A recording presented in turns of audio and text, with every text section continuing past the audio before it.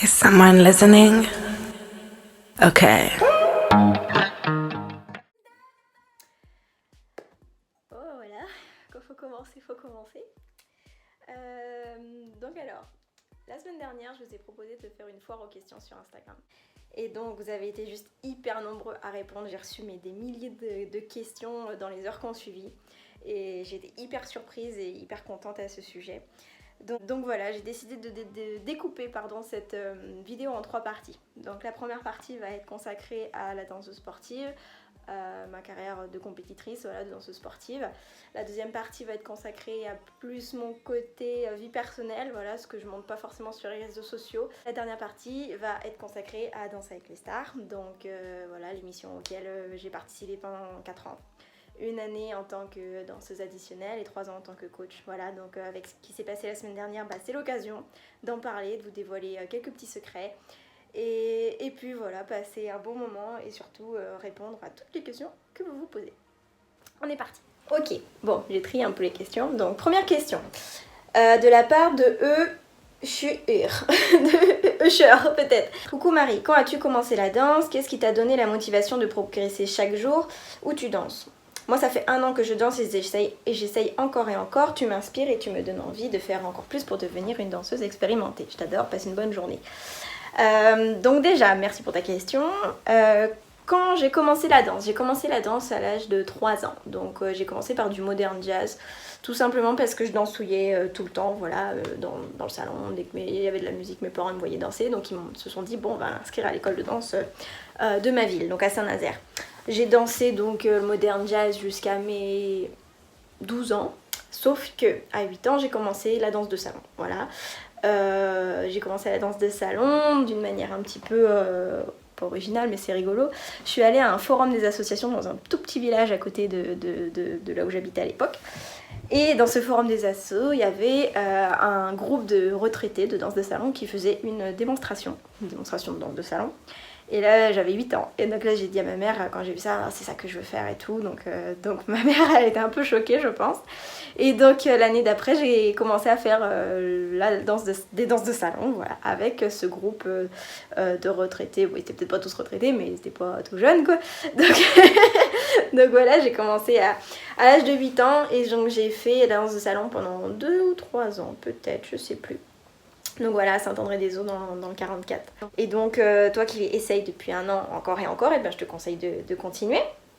Et voilà, de te trouver un objectif. Donc ça peut être un gala de fin d'année, ça peut être une compétition, ça peut être une démonstration justement pour un forum des associations, peu importe. Mais il faut que tu trouves quelque chose qui te donne envie et puis voilà, qui te permette de continuer à t'entraîner jour après jour. Voilà, question suivante. Alors, j'ai envie de me lancer à fond dans les danses à la rentrée, mais j'ai peur, puis il y a mes parents et les cours.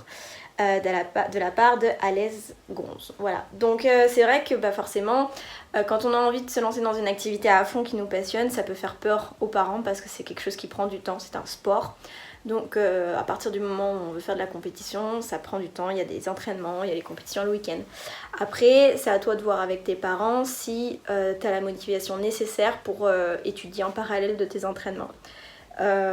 Parce que voilà, c'est bête, mais moi je sais qu'avec mes parents c'était la carotte. Enfin, c'était si t'as des bons résultats à l'école, tu vas à la danse, si t'en as pas, tu vas pas à la danse. Mais c'est vrai que c'était pas facile. Il y a eu une période entre mes 14 ans et jusqu'à mon bac en fait. Où c'était entraînement quasiment tous les jours, on va dire 4-5 fois par semaine. Après l'école, minimum 3-4 heures de danse. Donc je rentrais après l'école, je faisais mes devoirs, il était 22h, j'allais me coucher, il était le temps de manger, de prendre sa douche, je vais me coucher, il était minuit, 1h du matin. Et puis je me levais pour aller à l'école à 8h, comme tout le monde. En plus à cette époque-là, j'allais à Lyon prendre des cours de danse quasiment tous les week-ends. Donc à l'époque, je m'étais arrangée avec mon directeur pour louper l'école le vendredi. Donc je partais à Lyon le vendredi matin, le train de 5h44, je m'en rappellerai toute ma vie. Et j'arrivais à Lyon à midi des bananes. Je m'entraînais toute la journée à Lyon le vendredi après-midi, le samedi et le dimanche matin. Et je reprenais le train le dimanche après-midi. J'arrivais à Saint-Nazaire à minuit 30, minuit et demi, minuit 33, un truc comme ça. Le dimanche soir, je faisais mes devoirs dans le train. Et puis je rattrapais les cours après la semaine. Je peux pas dire que c'était difficile parce que j'aimais tellement ça que je l'ai pas vécu ça comme... J'ai pas vécu ça comme une souffrance ou comme un sacrifice. Voilà. Donc si tu as vraiment la passion pour la danse, franchement c'est le genre de choses que tu pourras faire. Et si tes parents voient que ça te rend heureuse et qu'en plus tu as des bons résultats à l'école, et ben écoute, je pense que le deal il est fait. Voilà. Merci pour ta question. Alors, question qui revient régulièrement aussi. As-tu un régime alimentaire particulier? Alors non, je n'ai pas de régime alimentaire particulier. Je suis quelqu'un d'assez difficile à la base. Je ne mange pas de tout. Je pense que c'est clairement un problème psychologique. Par contre, j'essaie de faire un peu attention. C'est-à-dire que, surtout depuis quelques années, voilà, quand j'avais 15, 16, 17 ans, je m'en fichais complètement. Je mangeais ce que je voulais. Depuis que j'ai 21 ans, bah forcément, je commence à... Le poids, on le prend plus facilement, c'est normal, donc je fais un petit peu attention, je mange pas trop de sucreries, tout ce qui est glace, gâteau, chocolat, tout ça, si j'en mange une fois dans la semaine, c'est grand maximum. Après, viande, poisson, œufs, féculents, les légumes c'est le problème pour moi, donc je les mange sous forme de soupe, jus de fruits, smoothie, compote, voilà, tout ce qui est possible. Voilà, donc merci Chiara SLI pour ta petite question. FAQ, merci Pauline. Oh, c'est quoi ce reflet? Je suis désolée. C'est pas beau. Bon, on va mettre derrière. Donc, question de la part de Marie Tavan. Marie Tavan, je ne sais pas. Bonjour, quels sont les sports complémentaires que vous pratiquez en dehors de la danse pour le cardio, le renforcement musculaire? Alors personnellement moi je ne fais pas d'autres sports vraiment à proprement parler tels que le basket, le tennis ou la natation, voilà. Par contre oui, renforcement musculaire je fais avec Nico, donc après chaque entraînement on fait du renforcement musculaire, donc c'est-à-dire des squats, on fait des abdos, on fait du gainage, on fait voilà, un peu de musculation au poids de corps, voilà, histoire d'avoir un corps tonique et puis en bonne condition physique. Après, par contre, dès que j'ai une petite pause au niveau de mes entraînements, je vais à la salle, histoire justement de faire du cardio. Voilà, j'espère que j'ai pu répondre à ta question. La compétition que je rêve de faire, depuis des années et que je n'ai pas encore fait, c'est Blackpool en Angleterre. Je rêve depuis que je suis toute petite de voir cette compétition et surtout d'y participer. Voilà, j'avais trois compétitions fétiches dans ma vie. C'était Stuttgart, donc le German Open en Allemagne, le championnat du monde à Disneyland que j'ai pu faire comme Stuttgart, et donc il me manque Blackpool. Donc j'espère que je pourrai la faire avant la fin de ma carrière. Voilà. Question suivante. Donc de Daphné Rio, quelle est ta routine au niveau du tan? Donc pour les compétitions au niveau du tan, on va dire un jour ou deux avant, j'applique un auto-bronzant. Tout ce qu'il y a de plus classique, un auto-bronzant que tu peux trouver en supermarché. Je prends pas des auto-bronzants qui coûtent très très cher, pas de Clarins, pas de tout ça. Je prends vraiment juste histoire d'activer la mélanine et d'avoir le teint un peu plus hâlé. Ensuite, le jour même de la compétition, une fois que je suis préparée, j'utilise le Star Body. Donc c'est une crème teintée que tu trouveras dans les boutiques spécialisées pour la danse sportive, tu peux la trouver sur internet également. Donc j'utilise le Star Body que j'utilise avec un gant en velours. Et par-dessus ça, une fois que c'est bien sec, je mets une poudre Kryolan, donc la marque c'est Kryolan. Et cette poudre là, c'est une poudre un peu dorée satinée qui fait un effet magnifique sur les jambes et puis qui fait bien ressortir les muscles, donc c'est sympathique. Ensuite, question de Dadage39. Donc, quelles sont tes inspirations pour tes maquillages et tenues de compétition? Donc, pour tout ce qui est inspiration au niveau du maquillage, forcément je m'inspire des grandes danseuses, voilà, celles qui sont haut niveau, qui se maquillent soit elles-mêmes soit par des professionnels, peu importe. Maintenant, je trouve que ça s'est pas mal développé en France, malheureusement il n'y en a pas encore beaucoup, mais des studios en fait, qu'on appelle des studios d'image, qui s'occupent de toi de A à Z le jour de la compétition, qui s'occupent de ta coiffure, de ton maquillage, des fois même du tan. Mon préféré c'est Arte Creo, voilà, donc c'est un studio d'image russe, j'ai eu la chance de me faire coiffer par eux à Paris cette année, et franchement le résultat était magnifique. Vous pouvez le voir sur mon Instagram. Et donc c'est des professionnels, voilà, qui ne s'occupent que de la danse sportive. Et sinon forcément ils ont des comptes Facebook et Instagram où ils postent des photos de leur travail, et donc je passe beaucoup de temps à regarder leurs photos et leurs vidéos et à essayer de reproduire ce qu'ils font. Okay. Voilà, merci pour ta question. Ensuite, question de Manon Officiel. Comment avez-vous trouvé votre premier partenaire de danse sportive? Donc, mon premier partenaire s'appelait Clément. Clément, auquel je fais un petit coucou au passage s'il regarde la vidéo. Clément, donc c'est le fils d'un danseur de salon qui était dans le club dans lequel j'étais quand j'étais plus jeune. Et donc moi je suis arrivée, puis l'occasion s'est présentée et nous avons dansé 3 ans ensemble, il me semble. Je crois qu'on a été champion régional, c'était longtemps. J'avais 12 ans. 12 ans je crois, la première année. Donc voilà comment j'ai trouvé mon premier partenaire. Je sais que c'est pas facile pour les danseuses qui débutent de trouver un partenaire parce que bon, on le sait tous que la danse malheureusement a mauvaise réputation auprès des garçons. La danse en couple, je veux bien dire, parce que maintenant il y a combien de garçons qui font du hip-hop, du breakdance, même du jazz, il y en a de plus en plus. Il faut pas hésiter à mettre des petites annonces dans les boulangeries, dans tout ça, aller dans les écoles de danse au niveau du cours hip-hop et puis dire il n'y a pas quelqu'un qui veut faire de la danse, vous dites je veux faire du rock ou de la salsa, ça plaît un peu plus que la valse et le tango pour commencer. Voilà, c'est comme ça que j'ai trouvé mon premier partenaire. Question suivante. En danse sportive, quel est ton point fort et quel est ton point faible? Je pense que mon point fort c'est la rapidité et mon point faible c'est l'équilibre. Je tiens très très mal sur mes jambes. Célia DCE. C'était difficile de commencer la danse sportive. Alors non, c'était pas difficile dans le sens où j'ai commencé graduellement. Je pense comme n'importe quel sport. On commence pas un sport en compétition en en faisant 6 entraînements par semaine. J'ai commencé, j'avais un entraînement par semaine le mercredi après-midi. Après c'est passé à 2 l'année d'après. Et puis à 3, et puis tout ça. Et puis voilà, donc plus tu aimes ça, plus tu t'y accroches. Et puis c'est pas difficile. Ensuite, question de cousine Sarah. La danse a toujours été une évidence ou tu avais envisagé autre chose avant? Avant vraiment de me mettre dans la danse sportive à fond, j'ai fait de la gymnastique pendant pas mal d'années. J'ai fait du théâtre.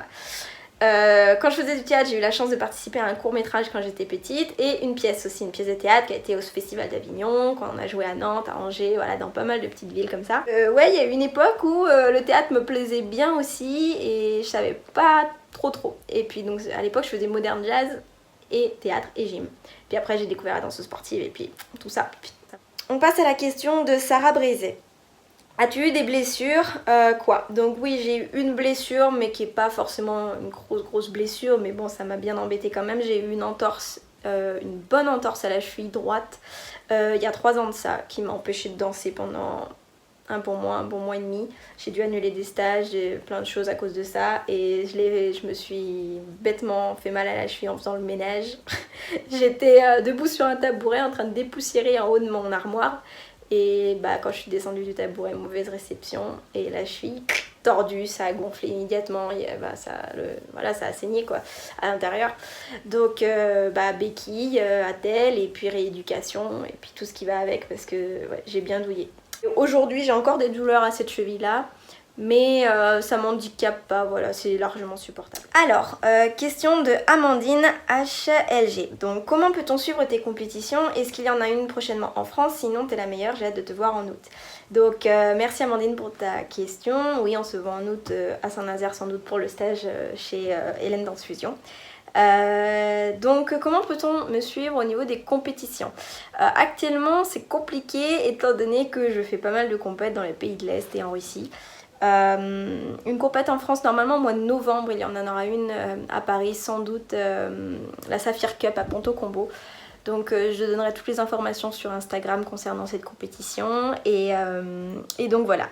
C'est gentil en tout cas de me soutenir et de vouloir venir aux compétitions, ça me fait super plaisir, merci beaucoup.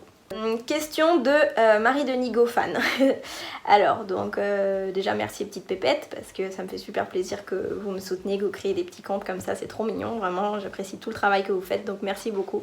Donc le premier podium j'ai dû l'avoir quand j'ai commencé à 12 ans. C'est vrai qu'à l'époque quand j'ai commencé il y avait très peu de participants. Donc premier podium c'est facile, quand on est 3 à participer, bah t'es forcément sur le podium. Ensuite, question de The Capou qui m'a posé des milliers de questions, The Capou, donc merci pour toutes tes questions mais je n'ai pas pu toutes les sélectionner, désolée. Est-ce que tu as vu la mini-série Baby Ballroom sur Netflix? Carrément que j'ai vu cette série, dès qu'elle est sortie j'ai sauté dessus, j'ai été choquée déjà qu'il y ait une série sur la danse sportive, j'ai fait mais quoi, c'est pas possible. Et donc je l'ai dévoré et j'ai trouvé ça super, vraiment que ça montre au grand public un petit peu les entraînements, les compétitions, les parents qui sont derrière à fond et tout, j'ai trouvé ça super sympa. Et puis ça représente bien la réalité du milieu, donc voilà, très bonne série et je vous la conseille. Je coiffais n'importe comment.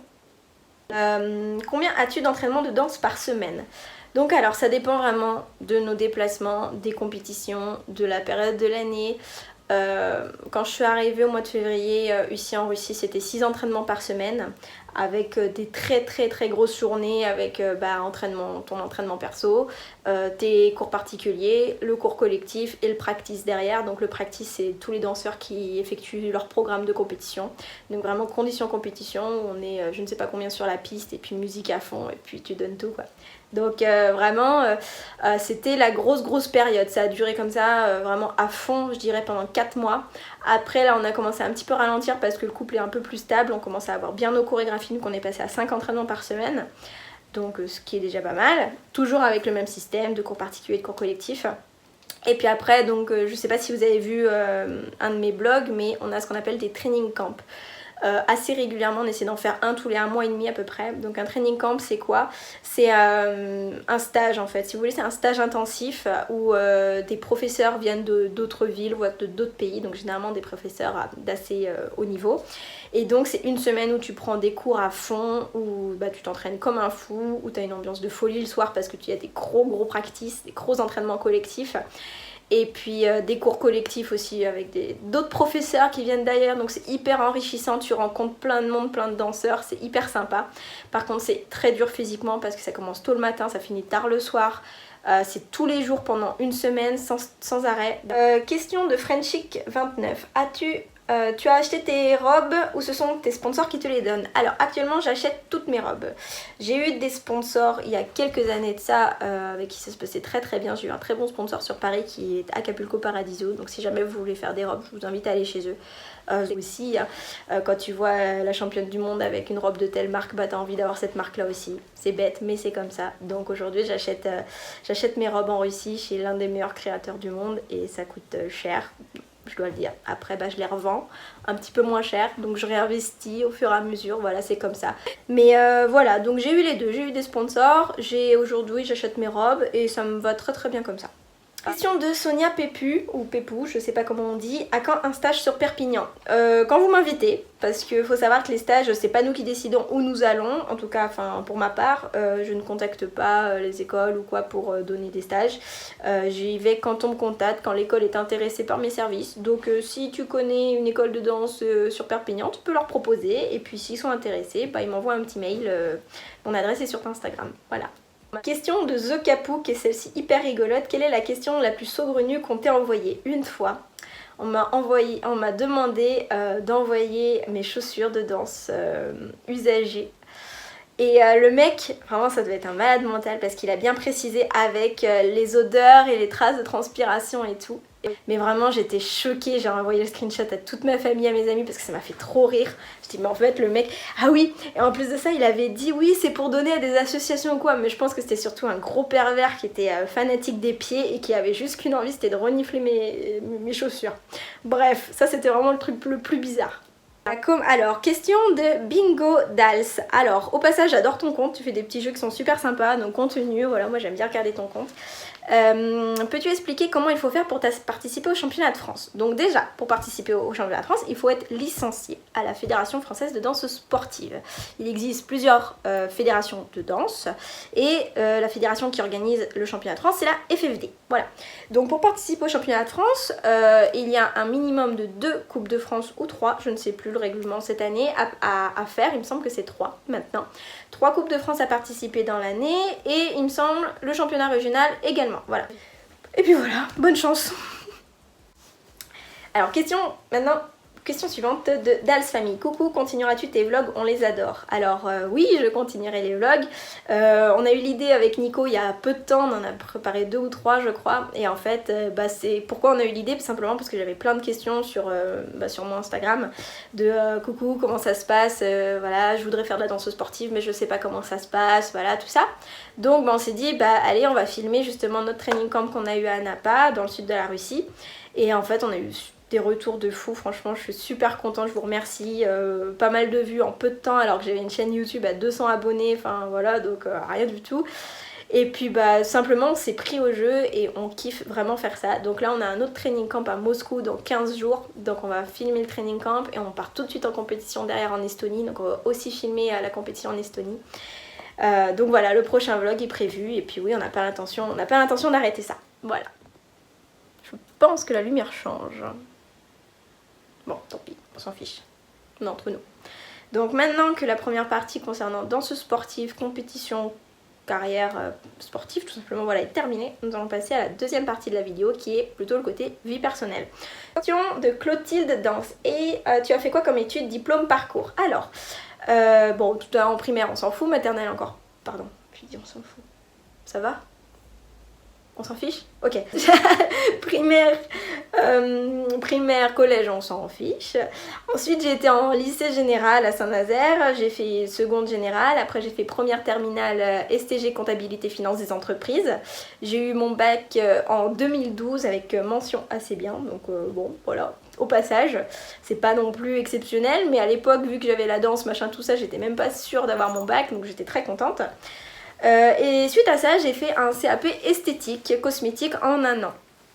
Alors donc déjà parce que j'aimais le maquillage, parce que j'aimais tout ça, et puis j'aimais faire des massages, tout ça, tout ce qui tourne un petit peu au niveau de l'univers de l'esthétique, j'ai toujours aimé. Donc déjà quand j'étais en première, j'avais fait une petite crise, déjà j'en ai marre, j'ai pas envie de passer mon bac, machin, ça de l'école ça me saoule.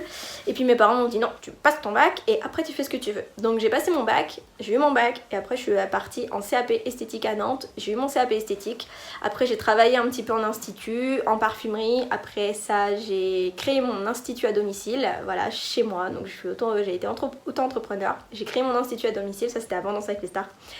Et donc je travaillais chez moi, je recevais ma petite clientèle chez moi, le soir j'allais donner des cours de danse dans les associations, donc je cumulais 2 boulots en même temps, c'était très très cool, j'aimais bien cette période là. Et puis après Danse avec les stars est arrivé, donc j'ai dû tout arrêter, j'ai donc fermé mon institut. C'était pas un truc de fou, mais je commençais à avoir un petit réseau, voilà, j'avais du monde tous les jours, donc c'était cool. Et puis bah les cours de danse, j'ai dû arrêter de travailler dans les associations dans lesquelles je travaillais. Donc ça c'était assez compliqué parce que j'avais lié des liens d'amitié avec certains élèves, avec certains voilà, présidents ou membres des associations. Donc quand j'ai annoncé que je partais pour Paris pour Danser avec les stars, je savais pas trop vers où ça me menait, tout ça, c'était un peu compliqué et bah, y a eu des déçus forcément. Mais bon, aucun regret. Donc voilà un petit peu pour mon parcours. Alors, question, donc il y a eu 2 questions de Clo FTN. J'ai reçu 40 000 fois la même question, donc je vais répondre à la tienne parce que la suivante, celle qui est à côté, m'intéresse aussi. Comment as-tu rencontré ton compagnon? Donc alors, avec Nico, on s'est rencontrés il y a un peu plus d'1 an et demi, donc en Russie. Il y a 1 an et demi, je suis allée faire donc pas un training camp, mais je suis allée prendre des cours en Russie pendant 10 jours, donc à Krasnodar, là où je suis actuellement. Et donc forcément dans ce club là il y avait Nico. Et le truc c'est que quand la première fois que je l'ai vu, bah, je me suis dit oh il est mignon voilà, mais j'étais en mode danse quoi. Donc j'avais des cours, 6 cours tous les jours, j'avais une compétition prévue de là-bas, donc j'étais vraiment archi focus danse et j'avais pas enfin, voilà, moi j'avais pas plus d'idées que ça pourrait aller plus loin ou quoi. On s'était juste dit bonjour, rien de plus. Et puis voilà, les jours passent, et puis je finis par recevoir un petit message sur Instagram, mais je le suivais pas, donc dans la boîte, vous avez la boîte des gens que je suis pas, donc avec plus 99 messages, machin.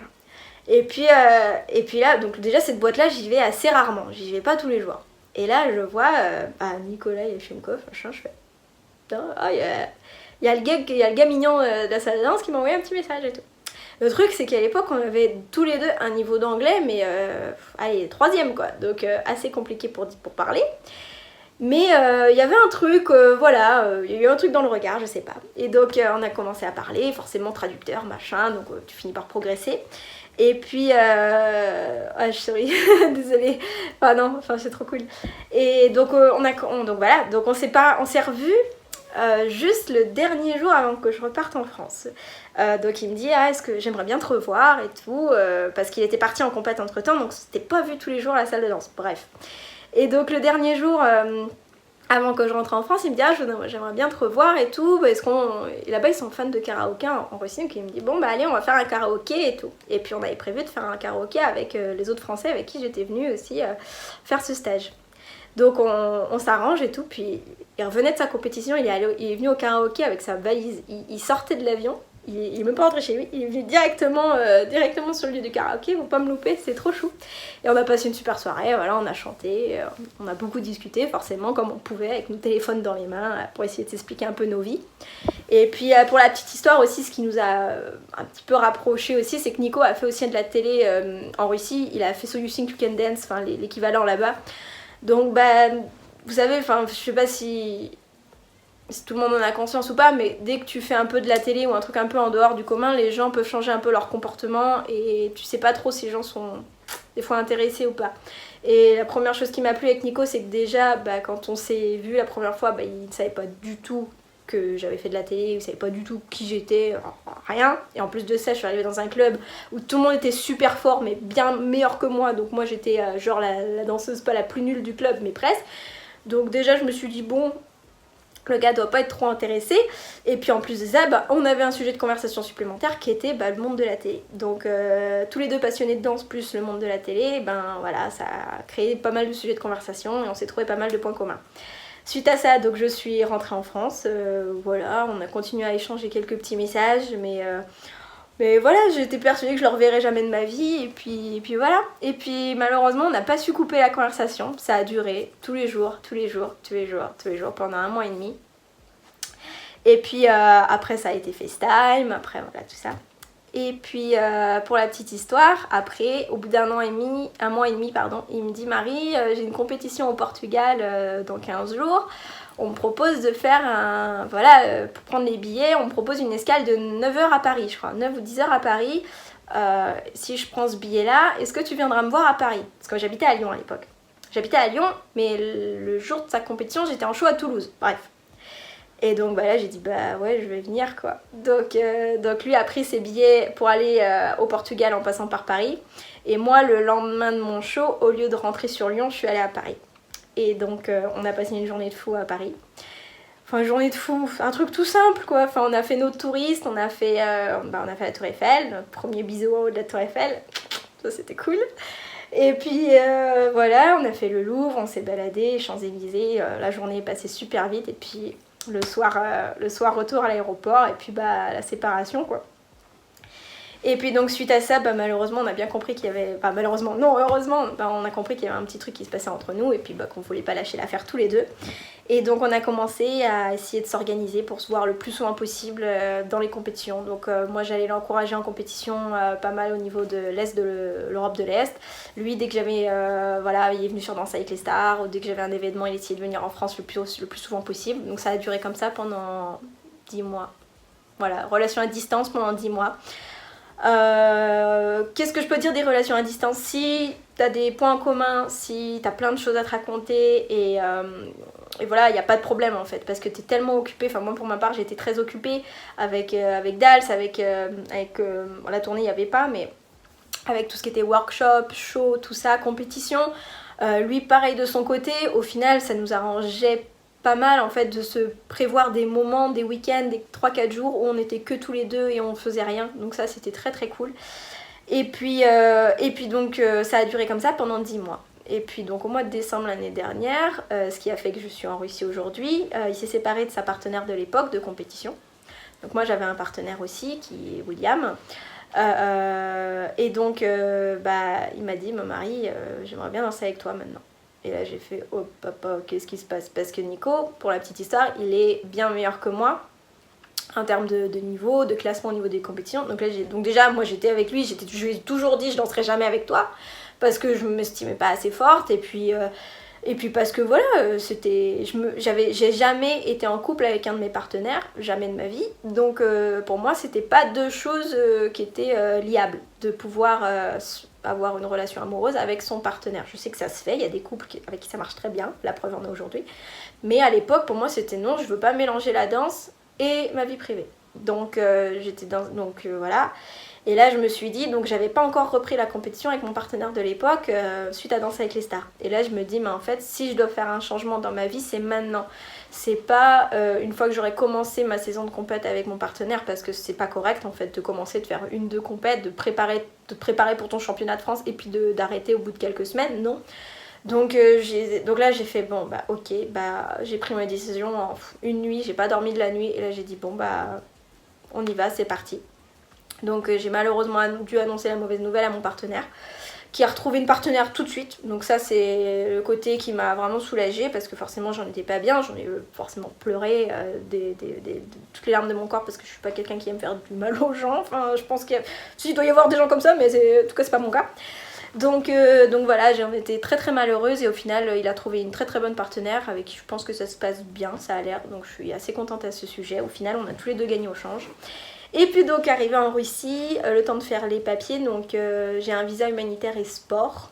Donc c'est un visa qui m'a été délivré grâce à une invitation de la part du comité régional de danse sportive de la région où je suis en Russie. Et donc voilà, c'est un visa qui me permet actuellement de rester 6 mois en Russie en tant qu'athlète. Donc c'est très très cool. Et donc je suis arrivée en Russie au mois de février et ça se passe super bien avec mon chéri, ça se passe vraiment trop trop bien. De mieux en mieux, au niveau des compétitions on est très content. Donc voilà, tout va pour le mieux. Donc pour répondre à ta deuxième question qui et il me semble, comptes-tu rester vivre en Russie? Alors la réponse est non, je ne compte pas rester vivre en Russie, tout simplement parce que la France me manque, voilà, la France me manque, et de toute façon j'ai toujours été claire avec Nico dès le départ, je n'irai pas faire ma vie sur le long terme en Russie. Donc là aujourd'hui on est en Russie, pourquoi? Pour prendre des cours, parce que la qualité des professeurs là-bas est exceptionnelle, la qualité des autres danseurs sont exceptionnelles aussi, donc quand tu t'entraînes avec des gens qui sont meilleurs que toi, bah tu copies, donc tu progresses aussi, et ça c'est hyper important, c'est ce qu'on appelle, je sais plus, l'émulsion, un truc comme ça, bref, en fait d'être avec des danseurs qui sont meilleurs que toi, forcément ça te booste, chose que malheureusement je n'avais pas dans le club où j'étais à l'époque en France. Donc bah tu stagnes un peu plus et puis bah voilà. Donc je ne compte pas rester en Russie, j'ai été claire dès le début, je ferai ma vie en France, ma vie professionnelle. Moi mon rêve c'est de monter mon école de danse comme je l'ai dit, donc j'ai envie de le faire en France. Du côté de Nico, il n'y a pas de problème à ce niveau là étant donné que Nico a aussi, en Russie il y a tellement de danseurs, franchement c'est un truc de fou, on peut pas, personne en France ne se rend compte à part les gens qui sont dans le milieu, mais la danse sportive là-bas c'est le 3e sport national, donc il y a des garçons et des filles qui font de la danse sportive partout, des compétitions passent à la télé, le nombre de licenciés, le championnat national là-bas c'est du 300-400 couples, nous on est 40 quoi, donc c'est un truc de malade. Et donc malheureusement, vu qu'il y a beaucoup de monde, pour sortir du lot c'est difficile, et donc en France vu qu'il y a moins de personnes c'est plus facile de se faire une petite place. Donc Nico il s'est dit dans tous les cas moi je veux avoir la meilleure carrière professionnelle que possible et je veux être avec toi, donc on va le faire en France dans quelques années ou dans quelques mois, je ne sais pas encore. Voilà pour la petite réponse, je ne souhaite pas rester en Russie toute ma vie. Ensuite question de Tristan, voilà. Donc bonjour, ta vie en Russie n'est pas trop difficile, t'es-tu améliorée en russe? Donc non, la vie n'est pas plus difficile qu'en France. Je dirais que la vie en Russie, c'est pas plus difficile, mais c'est un peu moins confort, on va dire. Le niveau de vie ici est moins élevé qu'en France, le salaire est bien moins élevé, tout ce qui est entretien au niveau des villes, enfin de la ville, tout ça c'est pas top, donc c'est vrai que le cadre est pas aussi agréable qu'en France. Après, ici j'ai tout ce que j'aime. J'ai mon amoureux avec qui ça se passe très bien. J'ai des professeurs exceptionnels. Je peux faire des compètes dans l'Europe de l'Est qui sont vraiment les compètes que j'ai toujours voulu. Donc non, ma vie n'est pas plus difficile qu'en France. Je vis très très bien. Voilà. Je suis heureuse ici. Question de Célia Marc. Alors, quel genre de petits boulots cumulais-tu avant de vivre uniquement de la danse? Alors, au niveau des petits boulots, mon premier petit boulot, c'était mise en rayon à Leclerc, à Saint-Nazaire. Je mettais les confitures à 4h du matin dans les rayons, sans transpalette électrique. Donc je vous imagine, la petite bonne femme, j'avais 16 ans. Je me rappellerai toute ma vie, c'était une horreur de pousser la palette, de tirer la palette de je ne sais pas combien de kilos. J'avais pas le droit au transpalette électrique parce qu'il fallait une formation, donc c'était avec manuel. Il fallait tirer le truc à 4h, 5h du matin, mais c'était l'horreur. C'était l'horreur. J'ai fait ça 2 étés, franchement c'était trop difficile, trop difficile. Suite à ça, qu'est-ce que j'ai fait? J'ai fait aussi le ménage dans la maison de retraite où ma tante travaille. J'ai travaillé dans un resto de burgers aussi. Hop. Qu'est-ce que j'ai fait d'autre? Ah si aussi, j'ai fait secrétaire. Secrétaire dans un cabinet d'avocat où il n'y avait personne. C'était l'été, il fallait juste quelqu'un pour répondre au téléphone pendant 15 jours pour dire que le cabinet ouvrait à telle date. Donc tous les matins, j'étais de telle heure à telle heure, je sais plus, genre 10h jusqu'à 14h, un truc comme ça, pour dire oui bonjour, le cabinet est fermé, veuillez rappeler à telle date, voilà. Et puis répondre, et puis récupérer, prendre le courrier, des petits trucs hyper faciles. Voilà, j'ai fait ça aussi, c'était rigolo. Je m'habillais genre trop bien alors qu'il n'y avait personne, c'était drôle. Voilà, merci pour ta question. Ensuite, ça j'ai répondu, ça j'ai répondu. Alors, question de Clara VLF. Est-ce qu'on peut dire que tu vis en Russie? Tu parlais déjà russe avant ou tu as appris? Alors aujourd'hui non, je ne vis pas en Russie dans le sens où j'ai un chez moi en France. Voilà, maintenant je passe beaucoup de temps en Russie parce que j'ai mon chéri et j'ai mes professeurs, donc j'essaie de revenir en France le plus souvent possible. Mon visa me le permet parce que j'ai un visa multi-entrée. Mais je suis officiellement en France et voilà, Arkash. Merci. Donc oui, je suis officiellement en France. Et voilà, je dirais qu'en ce moment je suis partagée. Je suis partagée entre la France et la Russie, mais officiellement je vis en France. Tu parlais déjà russe avant ou tu as appris? Alors, forcément, quand tu es avec quelqu'un qui ne parle pas la même langue que toi, qu'est-ce qui est rigolo? C'est d'apprendre la langue de l'autre. Donc, dès le départ avec Nico, j'ai commencé à apprendre le russe. Et déjà l'alphabet c'était une vraie torture parce que c'est un alphabet qui est totalement différent d'une autre. Donc déjà tu mets un petit peu de temps à apprendre. Après au niveau de la construction des phrases, juste dire je suis Marie c'est compliqué parce qu'ils n'utilisent pas le verbe être du tout. Donc déjà t'as un gros casse-tête dans ta tête, c'est l'horreur. Et puis donc après ça, donc juste prenais des petits cours avec Nico, des fois on faisait une heure de russe, une heure de français le soir avant de se coucher, c'était rigolo. Mais quand j'ai su que on allait danser ensemble et que j'allais partir en Russie quelques temps pour la danse, là j'ai commencé à prendre des cours. Donc j'ai eu une professeure de russe là où j'habitais l'année dernière pendant un petit mois avant mon déménagement. Le temps des papiers en fait, donc j'ai commencé à prendre des cours avec elle et maintenant depuis que je suis en Russie je prends des cours 3 fois par semaine avec une prof qui est juste exceptionnelle. Elle parle 7 langues, donc c'est une russe voilà, qui parle français, anglais, italien, espagnol, allemand et puis un autre truc je sais plus, bref elle est trop forte et donc voilà 3 fois par semaine mes petits cours de russe. Mais je dois dire que là où j'apprends le plus c'est pas forcément avec elle m'apprend tout ce qui est vraiment les bases, la grammaire, l'orthographe, les trucs un peu chiants vraiment. Des fois c'est compliqué, j'en pleure. Et par contre, quand t'es avec les gens, que t'as pas le choix, parce que là-bas, en tout cas dans la ville où je suis, les gens ne parlent pas forcément très bien anglais, voire pas du tout. Donc t'es en mode survie quoi, et puis t'as pas le choix que de parler russe. Donc là, aujourd'hui, à l'heure actuelle, je suis toute seule chez les parents à Nikolai, qui ne parlent pas anglais, donc je dois dire que le mode survie est activé, et donc maintenant, au bout de 6 mois que je suis ici, et je dirais que je parle russe comme un enfant de 3 ans. Donc je me fais comprendre, je comprends les autres. Je pense que je dois faire des fautes, je dois faire 14 fautes par phrase. Et puis le vocabulaire est relativement toujours le même, mais j'arrive à me débrouiller, donc je suis assez contente. Voilà.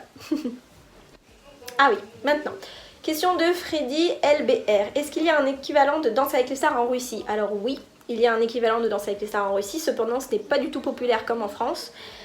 Ça passe sur une toute petite chaîne de rien du tout et je pense que c'est pas populaire tout simplement parce que vu que la danse sportive en compétition est hyper populaire, ça ne plaît pas forcément de voir au public de voir des stars danser et forcément danser moins bien que les grands champions.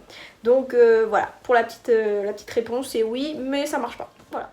Alors, première question de cette troisième et dernière partie de la part de Lise. Comment Dals t'a contacté la première fois? Donc alors, la première fois que j'ai été contactée par Dals, c'était pour faire danseuse additionnelle, mais je ne le savais pas encore. En fait, tout simplement, j'ai reçu un message sur Facebook d'un des casteurs de l'émission. Donc c'est pas marqué Danse avec les stars machin, c'est juste un nom et un prénom, quelqu'un pas d'anonyme mais de lambda sur Facebook qui me dit bonjour Marie, voilà, nous organisons un projet autour de la danse de salon, est-ce que tu souhaiterais y participer? Voilà. Le hasard a fait que je venais de me séparer avec mon partenaire de l'époque de compétition, donc je me suis dit bah allez vas-y, ok j'y vais, donc je vais essayer. Donc cette personne me demande d'envoyer quelques photos, quelques vidéos de mes compétitions et mes coordonnées téléphoniques. Voilà, donc j'envoie tout ça par mail, je crois, je ne sais plus. Et quelques jours après, je reçois un appel que malheureusement je n'ai pas pu réceptionner. Je donnais mes cours. Et donc j'écoute le message dans ma voiture après en Bluetooth, hein, forcément, pas comme ça, en Bluetooth. Donc j'écoute le message dans ma voiture et là j'entends bonjour Marie, c'est Julien de TF1 Production, Danse avec les stars, voilà, on est à la recherche de danseurs additionnels. Et là, j'ai juste hurlé dans ma voiture, je crois que j'ai même pas écouté la fin du message, j'ai appelé ma mère tout de suite, ma mère qui s'est mise à pleurer au téléphone, moi aussi j'ai pleuré, enfin ça voulait rien dire, hein, ça voulait pas dire que j'étais prise ou quoi, hein. C'était juste pour que c'était Dals qui me contactait quoi, donc j'étais genre choquée. Et donc en fait sur le message il dit bah voilà on est intéressé par ton profil Et puis bah on voudrait te faire passer un casting, voilà, on cherche une danseuse pour cette année. Bon bah voilà, le hasard a très très bien fait les choses, que j'avais une compétition fin juin de cette année-là, je crois que c'était le 25 ou un truc comme ça, à Paris. Donc j'ai organisé avec ce fameux casteur la rencontre le 24 la veille, donc sur Paris aussi. Donc j'ai pu faire d'une pierre deux coups, c'était vraiment top. Et donc j'ai fait le casting, c'est Chris qui m'a casté, Chris Marquez. Et ça s'est super bien passé, j'étais archi stressée, mais ça s'était très très bien passé. Et donc voilà, quelques semaines après, ou quelques mois, je ne sais pas, attends, c'était en juin, et j'ai dû recevoir ma réponse au mois d'août. Début septembre. Début septembre, je reçois un autre appel de cette fameuse personne, ce fameux Julien, je me rappellerai toute ma vie, qui me dit bah écoute, voilà, ça c'est bon, on a besoin de toi pour tel et tel prime. Donc c'était pas tous les primes de cette saison-là, et donc voilà, j'ai fait mes premiers pas sur Dals comme ça. Et puis une fois que t'as le pied dedans, après l'année d'après, il cherchait une danseuse supplémentaire pour faire coach. Et donc voilà, quelqu'un de la production m'a contacté pour me dire bah voilà, t'as tes chances cette année, on voudrait juste te revoir. Donc je suis retournée à Paris refaire un autre casting, c'est Chris qui m'a casté aussi cette année-là, deuxième fois. Et ça s'est super bien passé, et là j'ai eu ma réponse pareil mi-juillet je crois. Mi-juillet, comme quoi bah, j'étais prise en tant que coach sur Danse avec les stars, et là c'était fou. Je me rappellerai toute ma vie, j'étais dans mon bain quand j'ai reçu l'appel. Le gars il m'appelle, je sors sans la serviette, machin, je dis à ma mère c'est Danse avec les stars, j'en pouvais plus presque. Et donc j'étais trop contente, mais sauf qu'après bah, il fallait organiser tout. Donc il fallait annuler ma rentrée scolaire pas de l'école, mais que je donnais mes cours. Donc il fallait que j'annule, que je trouvais remplaçant, que je ferme aussi un peu mon institut et tout. C'était compliqué, mais et puis sur le coup je dis mais dans quoi je m'embarque en fait. Sur le coup je me suis dit mais franchement en fait j'avais un travail qui était stable, j'avais mes petits cours de danse que j'adorais, mon petit institut que j'adorais, et là je me dis mais donc au début j'ai dit à mes parents mais j'y vais ou j'y vais pas quoi, vraiment. Et puis ils m'ont dit mais si tu vas pas tu le regretteras toute ta vie, et de toute façon si tu signes pas ce contrat on le fera à ta place. Donc bah voilà, j'ai tout annulé, et puis bah voilà, pas de regrets parce que c'était trop bien. J'ai passé 3 années en tant que coach exceptionnel sur cette émission. Voilà, désolée c'est un peu long. Ensuite, question suivante de Elodie Urvoas. Elodie Urvoas, pardon si je prononce mal. Alors, comment se passe un tournage de Dals? Donc déjà, c'est une émission qui dure entre 13, 12 et 14 semaines, donc c'est assez long. C'est une émission dont je pense que vous le savez tous, qui est assez lourde physiquement et puis même psychologiquement. C'est 3 mois et demi qui sont assez intenses. Au niveau du tournage, je vais pas tout détailler parce que ce serait hyper long, mais je vais juste vous détailler notre journée du samedi. Voilà, juste pour faire un petit truc un petit peu voilà, qui intéresse tout le monde. Donc faut savoir que le samedi, on est sur le plateau, donc le jour du prime, très tôt le matin. Jusqu'à très très tard le soir. On arrive au studio, des fois il est avant 8h parce qu'on passe la matinée à répéter la danse d'ouverture. Donc c'est très très long à caler. Les gens de la prod s'arrachent la tête vraiment pour faire quelque chose qui fonctionne avec la voix off, avec la musique, avec les effets spéciaux, avec les célébrités, parce que c'est là où il y a la grosse voix qui fait voilà, avec tel partenaire, machin, voilà. Et donc ça demande un chronométrage mais de fou, vraiment c'est à la seconde, à la milliseconde près, donc il faut recommencer et recommencer et recommencer et recommencer. Des fois il y a des choses qu'on prépare la semaine qui ne fonctionnent pas sur le plateau, donc il faut tout changer au dernier moment, donc on passe vraiment notre matinée à préparer voilà, cette danse d'ouverture qu'on a déjà préparée dans la semaine, mais le samedi matin est vraiment consacré à ça. Après on fait une légère répétition de tout ce qui est placement, de quand c'est les résultats ou de quand tu es à un retour pub, voilà, en fait tout simplement il y a des gens de la technique qui te montrent que tu seras à tel endroit, de façon à ce que ce soit pas tout le monde qui court dans tous les sens en plein direct. Ensuite à la cantine, ça c'est cool la cantine parce qu'on est tous ensemble, ça rigole bien. Les dernières années en plus il y avait des thèmes à chaque fois, donc franchement c'était trop rigolo. Un coup c'était soirée midi Martinique, midi montagne, midi couscous, franchement c'était trop drôle. Franchement les gens qui organisent ça ils débordent d'imagination et c'était vraiment cool. Et donc après, la partie un peu plus sérieuse arrive où tu vas devoir répéter ta ou tes chorégraphies avec ton partenaire. Donc tu le fais quelques fois en tenue classique, c'est-à-dire sans costume. Après tu le fais en costume. Et puis après tu passes au make-up, tu passes à la coiffure. Des fois les costumes sont changés au dernier moment parce que ça ne va pas forcément avec les lumières, ou alors t'as prévu un porté et ça va pas du tout avec voilà, la robe ne va pas forcément. Il y a tellement de choses de paramètres qui rentrent en compte qui me dépassent totalement. Voilà, on ne choisit pas forcément nos tenues. Ni la musique, voilà, on fait la chorégraphie, qui est déjà pas mal de travail, c'est bien assez comme ça. Donc il y a beaucoup de paramètres qui rentrent en jeu, ça prend forcément du temps, faut courir dans les couloirs, mais voilà, c'est une journée qui est hyper speed. Et puis après, faut qu'on soit tous prêts pour 20h30 à peu près. Donc le direct, voilà, question, donc ça c'est moi qui prépare la question à l'amont. Est-ce que c'est vraiment en direct? Alors oui, c'est vraiment en direct avec ce fameux décalage de 3 minutes qui est maintenant obligatoire en cas d'attentat ou voilà, de choses comme ça. S'il y a un truc horrible qui se passe sur le plateau, c'est coupé. Voilà. Donc c'est vraiment en direct et il y a 3 minutes de décalage. Voilà, ce que vous voyez à la télé, ça s'est passé en vrai 3 minutes avant sur le plateau. Donc c'est pas énorme quand même. Voilà, quoi d'autre? Donc une fois que t'es coiffée, maquillée, habillée, sur les coups de 20h15, 20h30, tu descends sur le plateau. Et là, il y a un truc de fou qui se passe. Ah oui, avant, j'ai oublié de dire, il y a les chorés de groupe qui sont enregistrés en fin d'après-midi.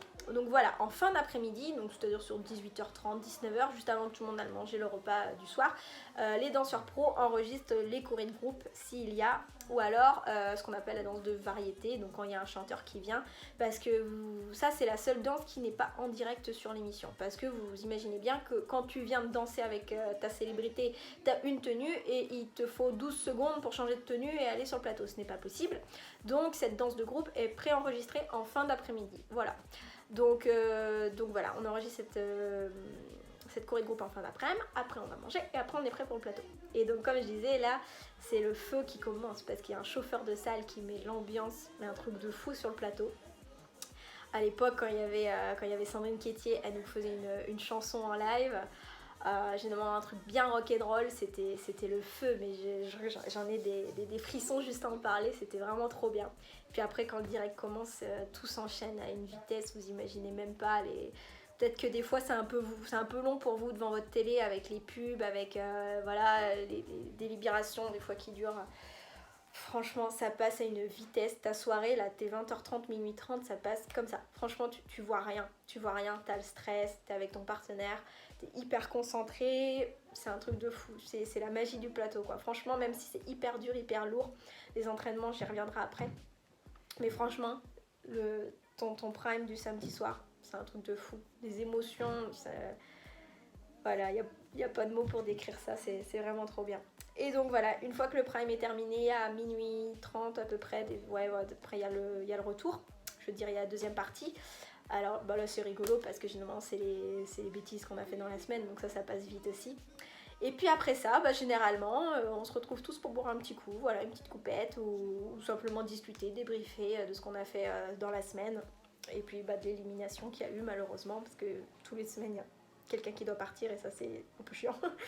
Donc on en discute et puis moi je restais très rarement en tout cas pour ces délibérations là et puis des fois c'est des conversations normales donc moi je rentrais assez tôt chez moi mais même en rentrant tôt j'arrivais à 3h du matin parce que une fois que tu as fini le direct, faut rendre les costumes, faut te rhabiller.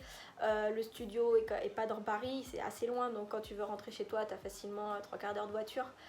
Donc ouais, retour le samedi soir à 23h, qu'est-ce qu'on raconte, à 3h du matin. Et puis voilà, la journée samedi est passée. Alors, pourquoi la prod de Dals reprend pas chaque année les mêmes danseurs? Change pas, merci. Tout simplement parce que c'est un programme de divertissement. Donc ça a toujours été dans Dals qu'il y a des nouveaux qui soient arrivés, qui soient repartis, qui soient revenus. C'est le principe d'une émission de télévision. Donc c'est comme ça, malheureusement ça plaît ou ça plaît pas à certains. Moi j'ai été concernée cette année, j'ai eu la chance de faire l'émission 3 années de suite. Il y en a à qui c'est pas arrivé.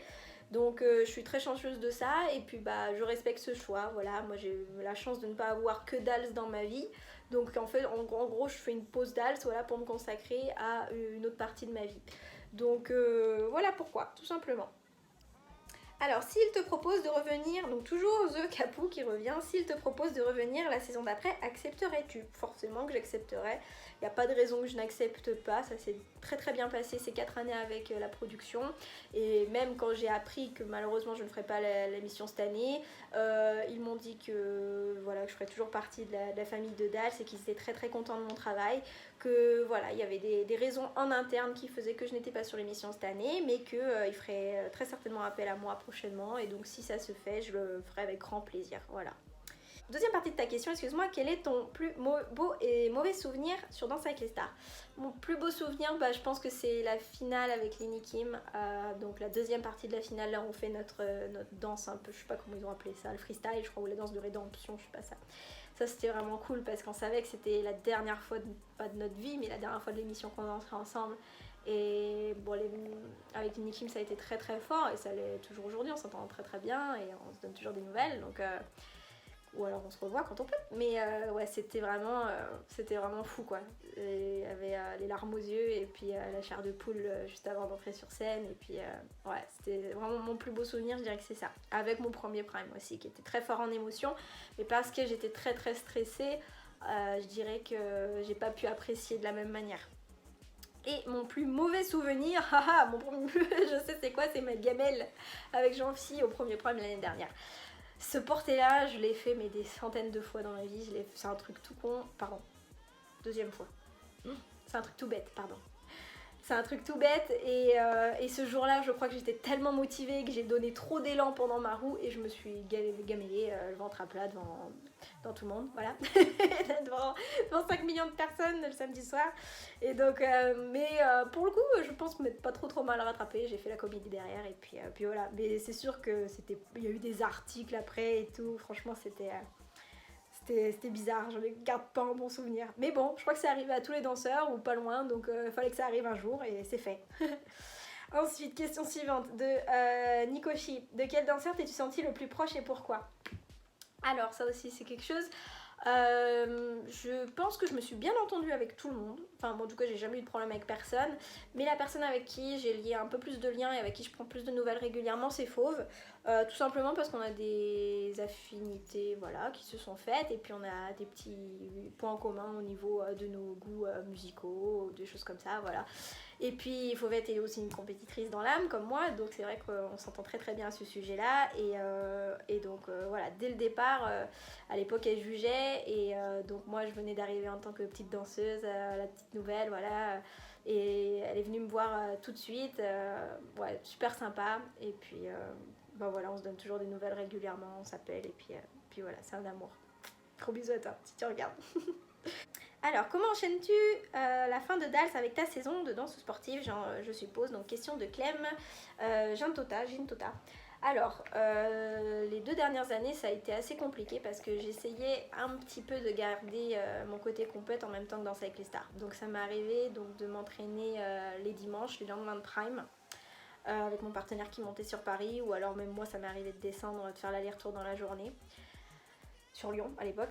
Donc c'était franchement enfin voilà, c'était le deal aussi avec mon partenaire de l'époque, c'était ok, tu fais danser avec les stars, mais la compète ça reste la priorité. Lui ne faisait pas danser avec les stars, donc ça, voilà, c'était pour lui que la compète. Donc j'avais accepté le deal, et donc c'était simple, le lendemain de la finale, j'étais à l'entraînement, voilà, je prenais le train, parce que je déménageais entre parenthèses, vu que je vivais dans une espèce d'appart hôtel sur Paris, donc il fallait que je remballe mes 3 mois et demi d'affaires et que je redescende là où j'habitais.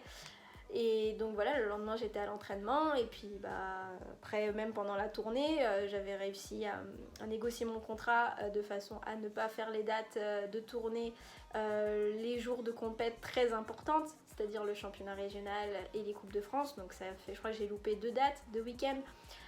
Mais c'était le deal, voilà. Dans tous les cas, je voulais pas faire soit l'un ou soit l'autre, parce que j'aurais pas été bien dans ma peau, bien dans ma tête si j'avais fait que l'un ou que l'autre, pardon.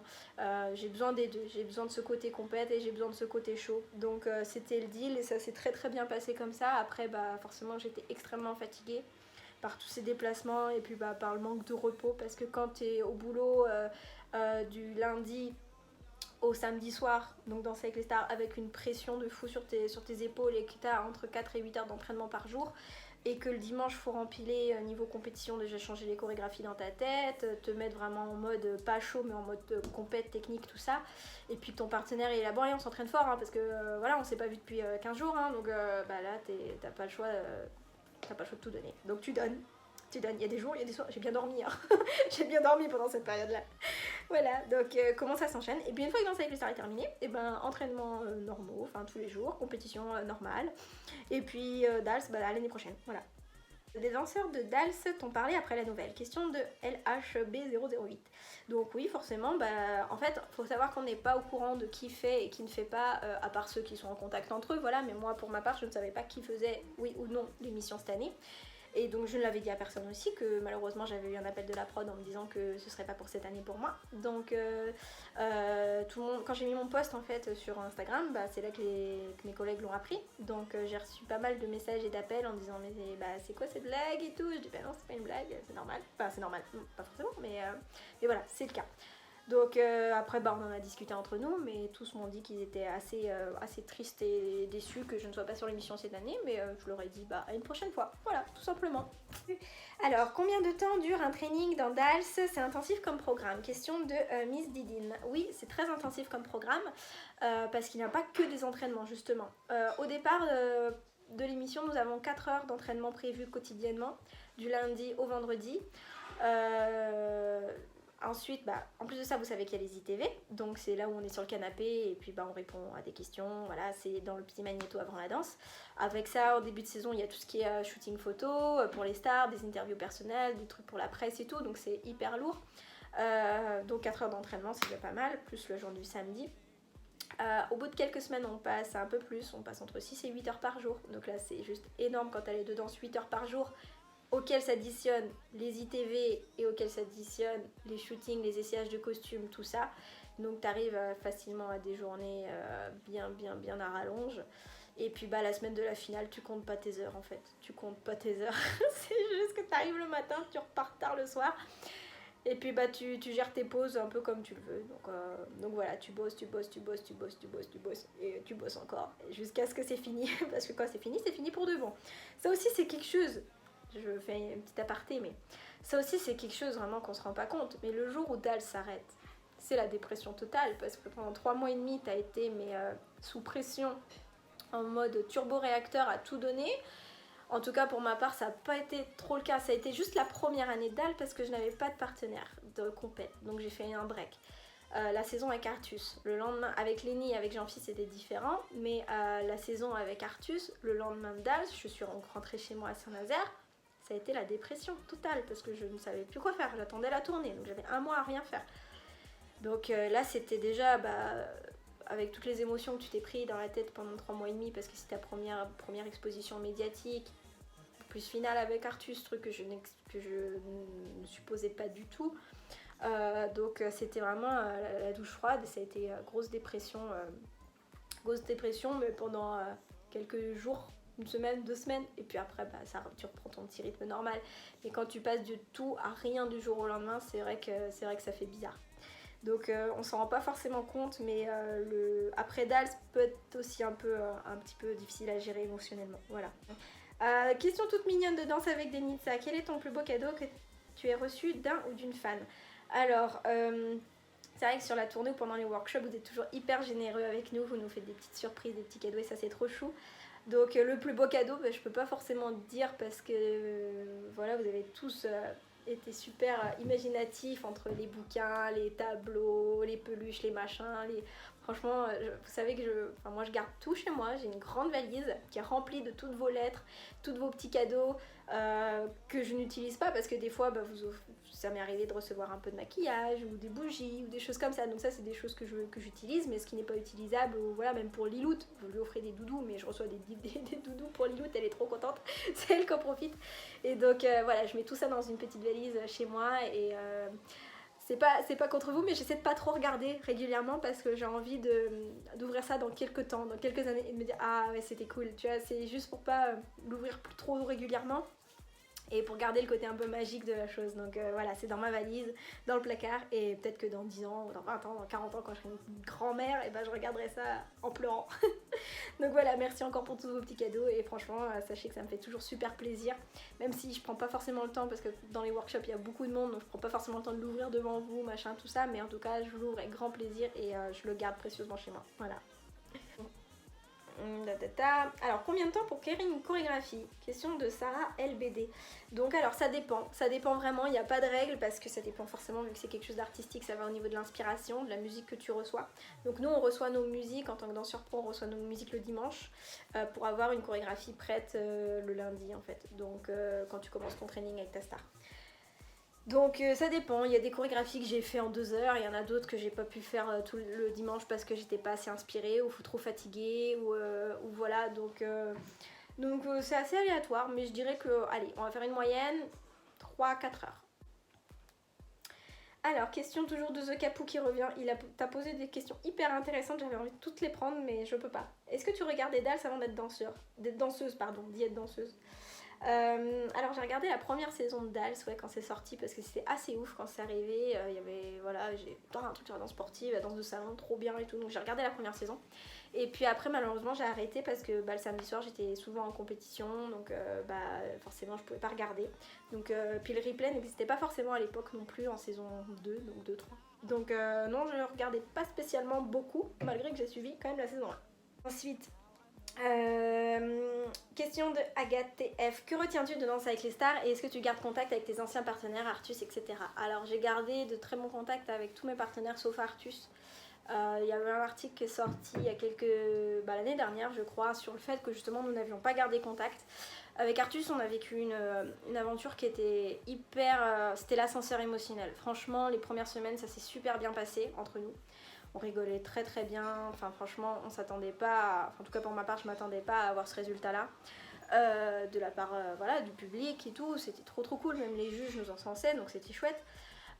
Après ce qui s'est passé je pense c'est que moi j'étais vraiment dans ma première saison donc j'étais en mode guerrière quoi, je voulais vraiment faire mes preuves, j'avais tout quitté vers chez moi, j'avais quitté des emplois qui étaient stables, tout ça, donc je voulais vraiment pas me louper sur ce coup là, donc j'ai tout donné, je lui ai mis la pression à Artus.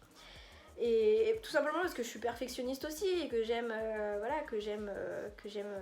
travail bien fait, et Arthur je pense venait dans un état d'esprit un peu plus détente, il voulait s'amuser, il voulait prendre du plaisir, donc forcément des fois ça n'a pas accroché, enfin on s'est un peu pris la tête des fois.